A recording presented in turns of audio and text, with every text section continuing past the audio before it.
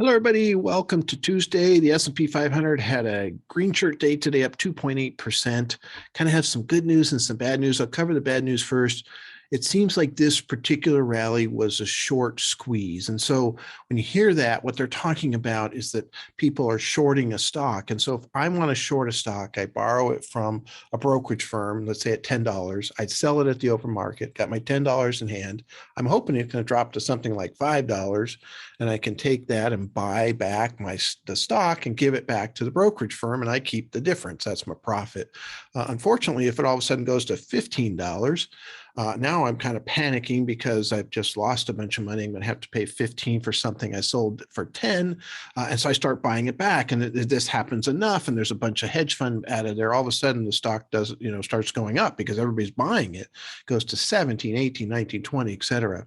And there's an unlimited risk on the downside there, because essentially the stock can go to 100 and you paid 10 and you have to pay 100 to get it back, to give it back to the brokerage firm. So that's what they call a short squeeze. And you can tell what happened today if you look at what Bloomberg was talking about, which just simply, if you look at the S&P 500, the most heavily shorted stocks were up 5.5%.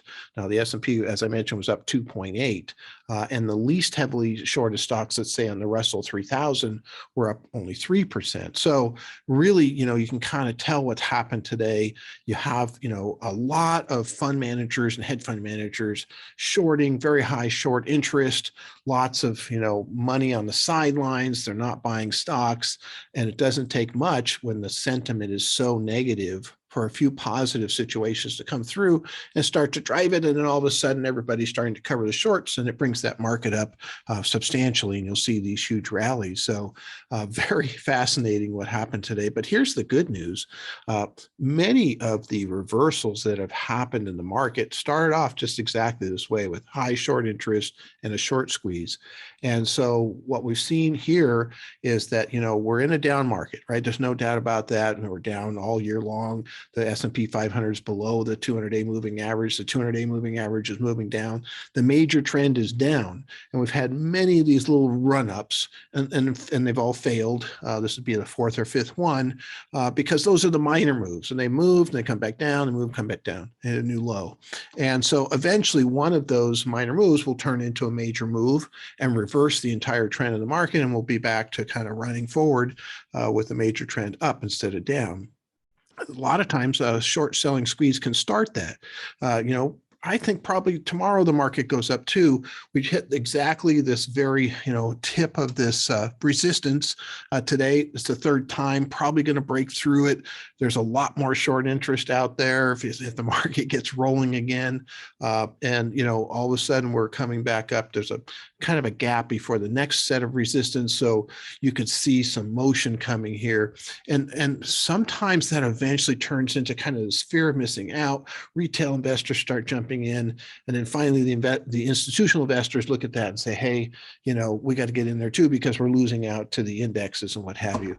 I think the one thing that's really holding the institutional investors back, though, is just the knowledge of what's happening here. We don't have super low valuation, so it's not, the stocks aren't real cheap, which they like to see in this type of a downturn.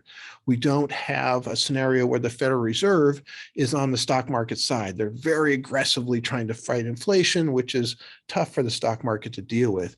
And if anybody studies the 2000 downturn, the 2008 downturn, there were lots of nice big runs before it fell further and further. And those ended up 45% down and 57% down. So that's, in the recent enough memory that I think people are, and these rolling downturns, the last one we had was 2008. The one before that was 2000. We've had, V type downturns in 2018, 2020. Those are quite different. These rolling ones can have a lot of these big upturns. So I think that kind of keeps the institutions, a little bit on sidelines, but you don't know. And so that's kind of the good news when you have these short covering rallies, is it could turn things around and really get things going. So we'll see how this plays out as far as that goes. But good time to be an investor, good time to be watching and seeing what's happened. There's a lot to learn here right now, and we'll see what happens tomorrow. Thank you very much.